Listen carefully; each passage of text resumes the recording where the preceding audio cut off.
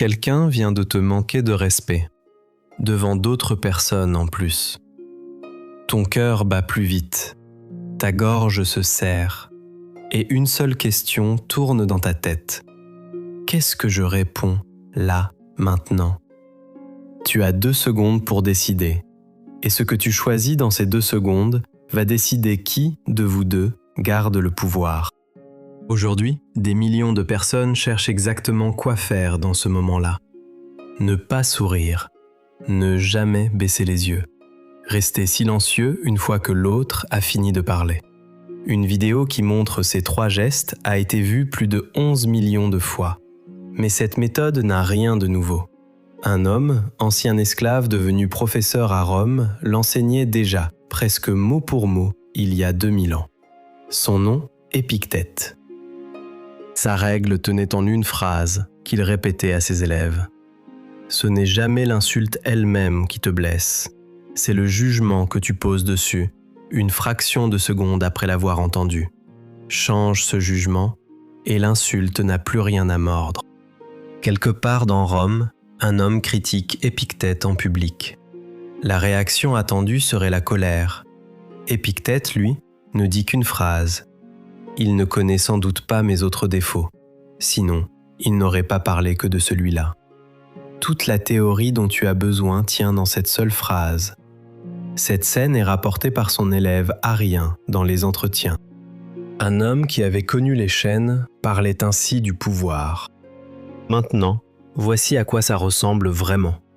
Pas dans une toge, pas à Rome. Dans ta vie, cette semaine, peut-être même aujourd'hui. Une réunion de travail. Tu proposes une idée.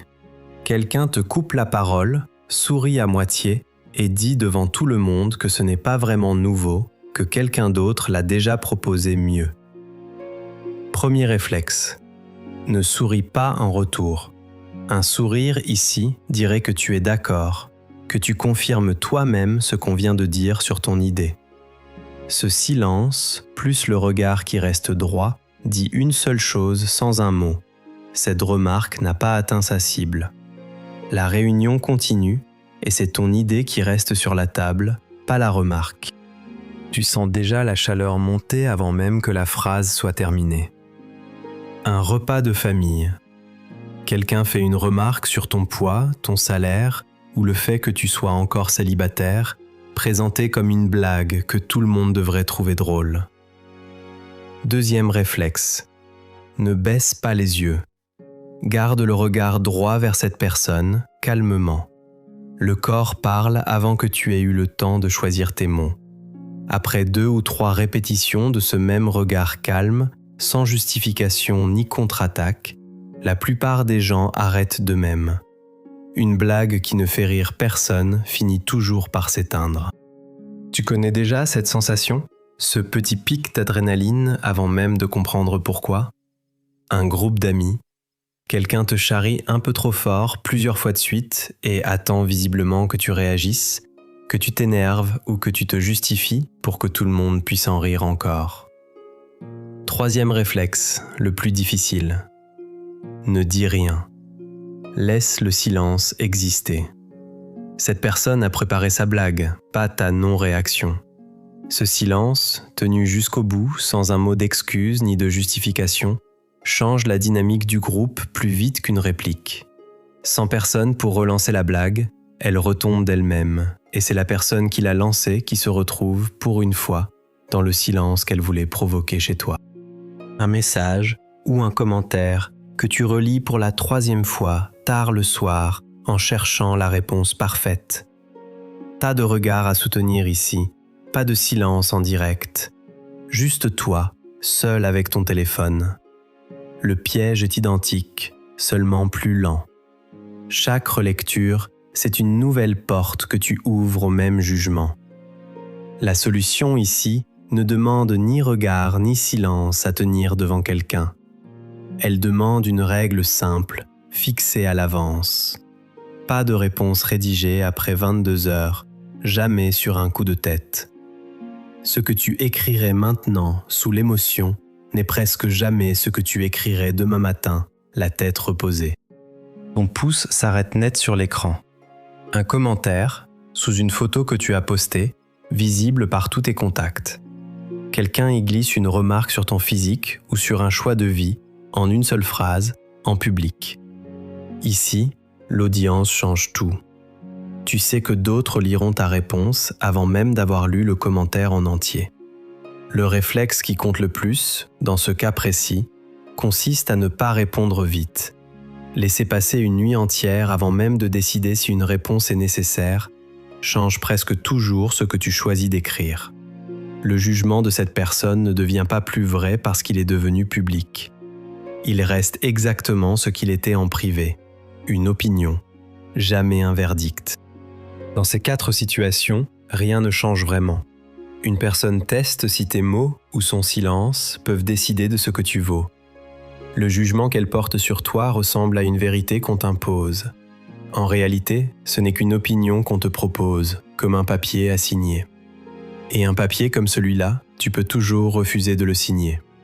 Personne, pas même la personne la plus proche de toi, ne détient l'original de ce document. Chacun n'en écrit jamais que sa propre version. Il y a une question qu'on pose rarement dans ces moments-là. Pourquoi cette personne a-t-elle besoin de te rabaisser précisément maintenant devant témoins ? Marc Aurèle notait que ceux qui blessent les autres agissent presque toujours depuis leur propre confusion, pas depuis une vérité qu'ils détiennent sur toi. Ça ne change rien à ce qu'ils viennent de dire, mais ça change beaucoup à quel point ça mérite ton attention. Une personne pleinement sûre d'elle-même n'a en général aucun besoin de rabaisser quelqu'un d'autre en public pour se sentir plus grande. Ce besoin-là parle d'elle, rarement de toi. Voici à quoi ressemble l'autre chemin. Dans la réunion, tu réponds à chaud, plus fort que nécessaire. La pièce se retourne vers toi, pas vers la personne qui a commencé. Le lendemain, en repensant à la scène, ce n'est plus la remarque initiale qui te ronge, c'est ta propre réponse. Cette fois, c'est toi qui as ouvert la porte tout seul. Mais voilà ce que la technique ne dit jamais assez fort. Ce silence ne fonctionne que si, à l'intérieur, tu as déjà fait le travail. Sinon, ce silence n'en est pas un. Juste de la colère qui patiente un étage plus bas, en attendant son tour. Ce travail intérieur dont on vient de parler n'a rien de mystérieux, et il ne commence pas le jour où on te manque de respect. Il commence bien avant, sur des frictions beaucoup plus petites. Une file d'attente trop lente, un chauffeur qui klaxonne derrière toi, un message qui met 3 heures à recevoir une réponse. Chaque fois que tu résistes à l'envie de réagir tout de suite sur ces petites frictions du quotidien, tu entraînes exactement le même muscle qui te servira le jour où le manque de respect sera direct, et cette fois, devant témoins. Épictète allait plus loin que la simple question des mots. Il disait qu'on pouvait enchaîner sa jambe, l'empêcher de marcher où il voulait, mais que même le pouvoir le plus absolu ne pouvait pas toucher une seule chose, sa volonté propre.